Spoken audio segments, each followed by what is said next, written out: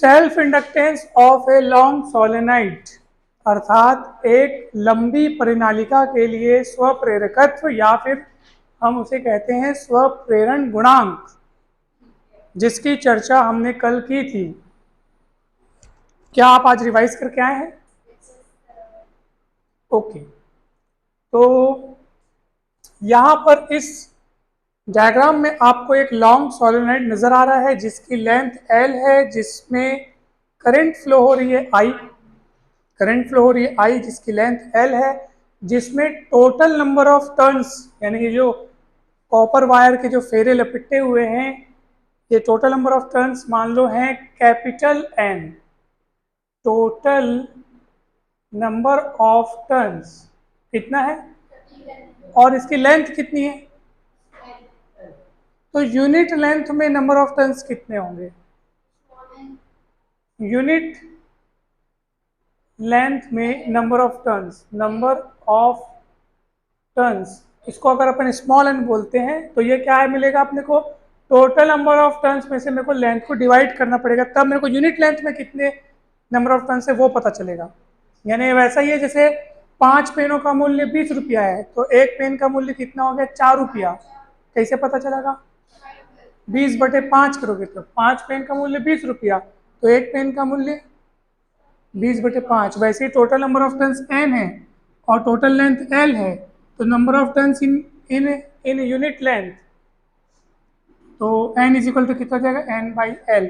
और ये इसका ये जो क्रॉस, भाई ये तो एक सिलेंडर रहता है एस्बेस्टस या चीनी मिट्टी का जिस पर कॉपर वायर लिपटा होता है, तो सिलेंडर रहता है तो इसका क्रॉस सेक्शनल एरिया होगा। मान लो इसका क्रॉस सेक्शनल एरिया कितना है?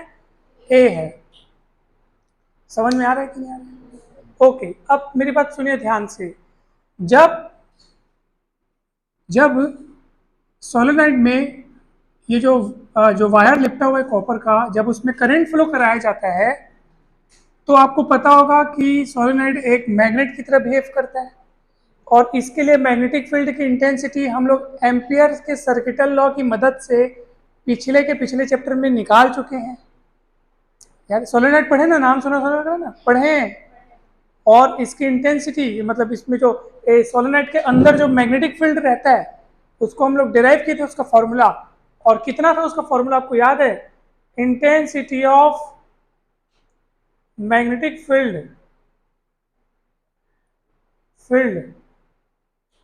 इनसाइड द सोलेनॉइड कितना होती है बताओ? सोलेनॉइड, ठीक है, कितना होता है बताओ? B is equals to μ0 Ni। याद है? B is equals to μ0 Ni, जहां N क्या है? Number of turns in unit length और I करंट है। समझ में आया कि नहीं है? चलिए अब एक N का वैल्यू यहाँ पे N/L यहाँ रखिए, आपको क्या मिलेगा? B का वैल्यू बताओ बोला? B इज इक्वल्स टू मिलेगा आपको μ0, और इसके n के बदले में आप N/L रखिए और ये I अपनी जगह पे है। डाउट है क्या? चलिए अब एक काम करते हैं, इसको मैं इक्वेशन नंबर 1 दे देता हूं। अब सुनो मेरी बात, आप सुनिए। अब ये सोलेनॉइड है जिसमें कॉपर वायर के बहुत सारे फेरे यानी तार के जो टर्न्स हैं वो लिपटे हुए हैं इस सोलेनॉइड में, और ये इंटेंसिटी ऑफ मैग्नेटिक फील्ड अगर, और वैसे भी सोलेनॉइड के अंदर हर एक पॉइंट पर इंटेंसिटी ऑफ मैग्नेटिक फील्ड बराबर रहती है। तो अब हम ये जानना चाहते हैं कि सर जब आप इसमें करंट प्रोड्यूस करवा रहे हो, करंट प्रोड्यूस करवाने के बाद एक मैग्नेट की तरह ये बिहेव कर रहा है और मैग्नेटिक फील्ड भी बन रहा है। मैग्नेटिक फील्ड मतलब मैग्नेटिक लाइंस ऑफ फोर्सेस रहेंगे इसके अंदर, मैग्नेटिक फ्लक्स रहेगा। तो अब हम ये लिखने वाले हैं अगले लाइन में कि हर एक फेरे से, हर एक टर्न से लिंक्ड मैग्नेटिक फ्लक्स कितना होगा। मतलब मैं यहाँ पे अगली लाइन में क्या लिखने वाला हूँ पता है आपको? नाउ द मैग्नेटिक फ्लक्स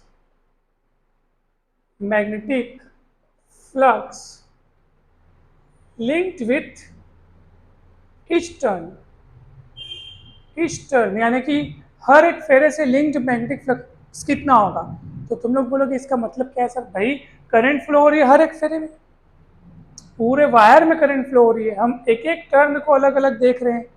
तो एक फेरे में भी करंट फ्लो हो रही है तो वो अपने चारों ओर मैग्नेटिक फील्ड का निर्माण तो करेगा ना। करंट फ्लो होती है तो चारों ओर मैग्नेटिक फ्लक्स तो बनबेच करेगा ना। तो वही मैग्नेटिक फ्लक्स कितना होगा उसको मैं लिखा हूँ, घबराने की बात नहीं है, बहुत सरल चीज़ है ये, बहुत सरल बात कर रहा हूँ मैं। और मैग्नेटिक फ्लक्स का फॉर्मूला वही है जो आप हमेशा से लिखते आए हैं, बी इंटू ए। बी इंटू ए, क्या कठिन चीज़ है, वॉट इज ए, वही ए क्रॉस सेक्शनल एरिया।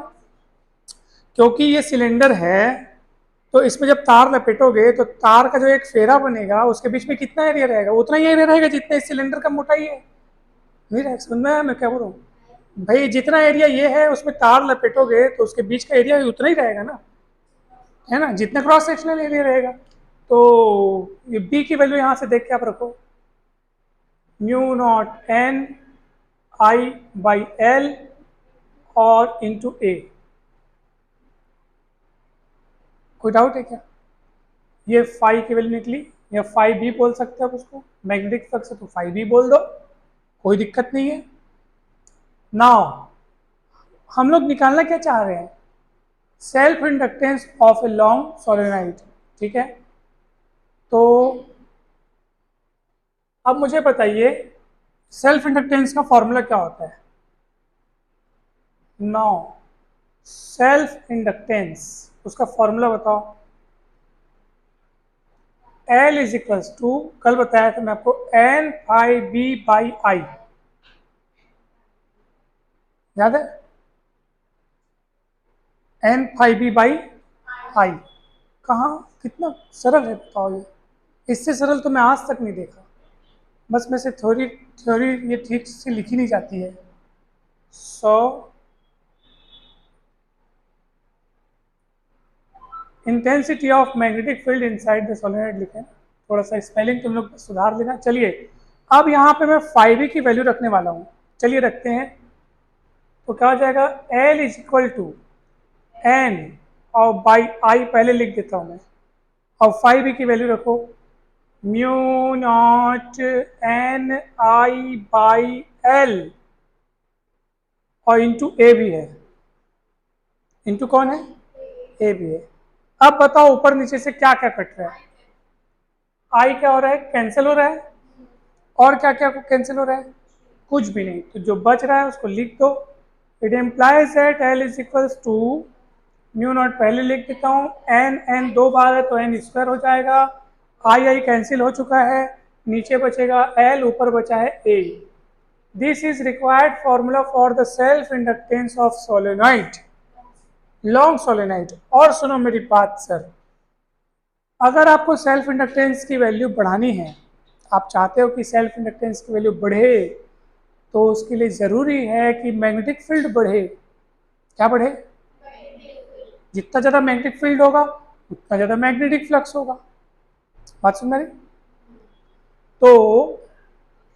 तो इसीलिए सोलेनोइड के अंदर जो खोखला हिस्सा है, यही तो हॉलो सिलेंडर है ना, कैसा सिलेंडर है, अंदर खाली रहता है।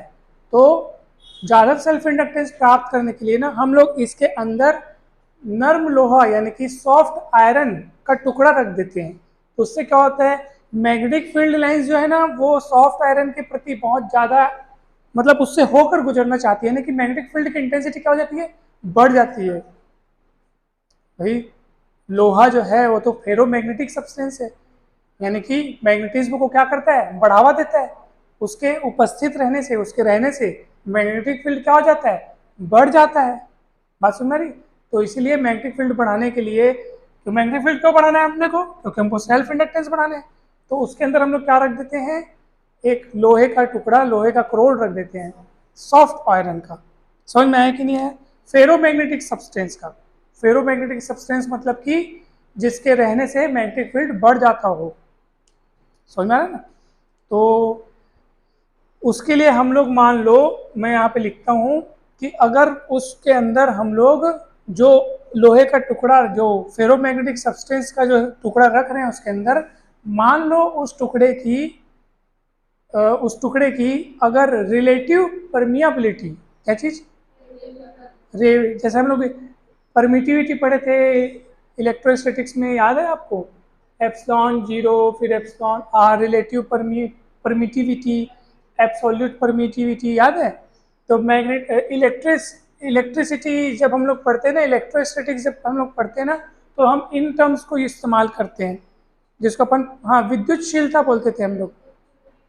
हाँ, और ये चुंबकशीलता उसको परमिटिविटी कहते थे, और इसको अपन क्या कहते हैं? परमियाबिलिटी कहते हैं। करना कुछ नहीं है तुम लोग को, सिर्फ म्यू आर का गुणा करना है। क्या करना है?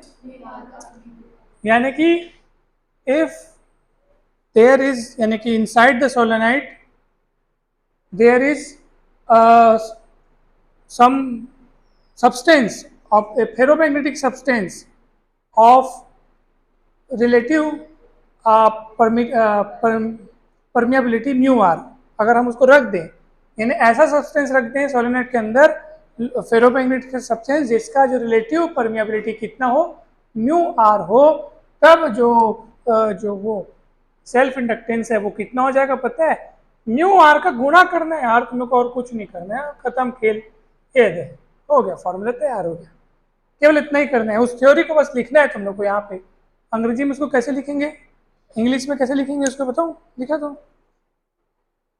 ये है, if the coil is wound over a material of high relative magnetic permeability mu r, ऐसे लिखना है।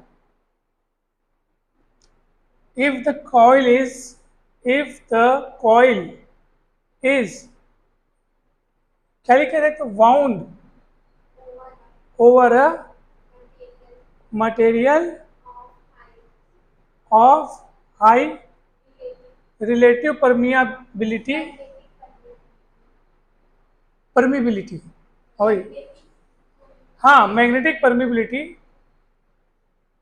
परमिबिलिटी म्यू आर, ऐसे लिखा है नहीं, तो म्यू आर का गुणा करना है बस। नहीं समझ में आया क्या?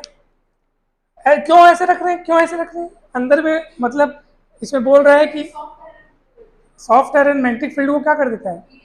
बढ़ा देता है, बढ़ा देता है। ठीक है,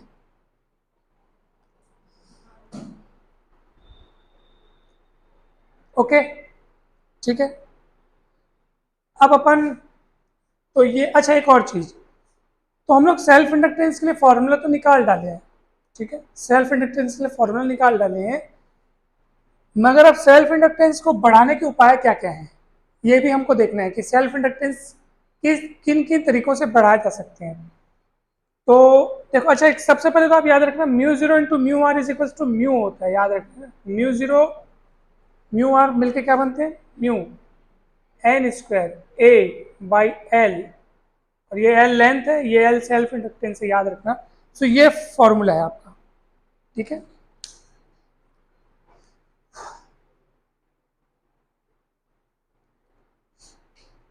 ये म्यू को क्या बोलते हैं आपको पता है?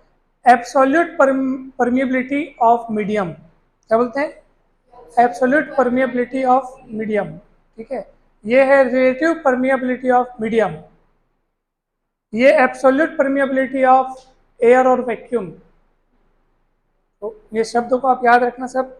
हाँ, अब देखो ये सेल्फ इंडक्टेंस किसके किसके डायरेक्टली प्रोपोर्शनल है और किसके किसके इनवर्सली प्रोपोर्शनल है, बताओ।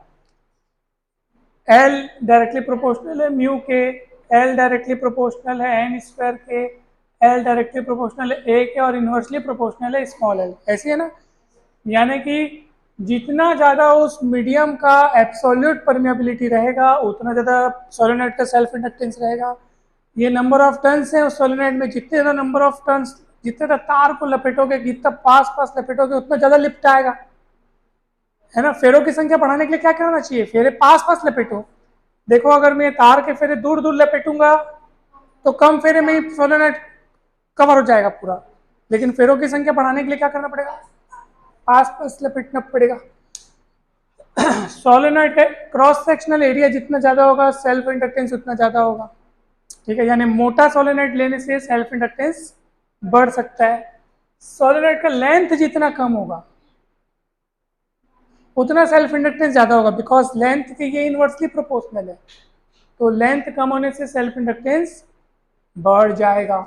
कुछ कठिन है क्या? बताओ। 4 लाइन आपकी इस पूरे डेरिवेशन के बाद आप 4 लाइन और लिख सकते हो। मतलब इसको प्रभावित, सेल्फ इंडक्टेंस को बढ़ाने वाले कॉसेस क्या क्या हैं, तो एक एक कॉस को आप पूरा विस्तार से लिख सकते हो, बिना याद करने की कोई दिक्कत ही नहीं है। जो जो फॉर्मूला में दिख रहा है उसी के हिसाब से बना सकते हो पॉइंट्स को। समझ में आया कि नहीं बताओ? ये वाला पॉइंट बिल्कुल आपको लिखना है।